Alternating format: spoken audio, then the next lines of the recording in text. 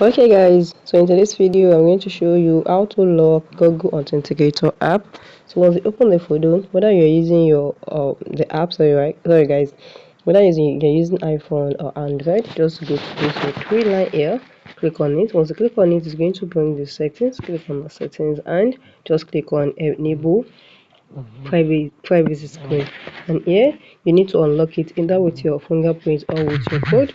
Once you unlock it, just click on enable, and here require after app is invisible, click on easy immediately, after 10 seconds, or after 1 minute, or after 10 minutes.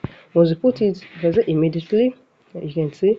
I'm going to go back now and we open it. If I open it, you're going to see that I need to use a code to open before I log in.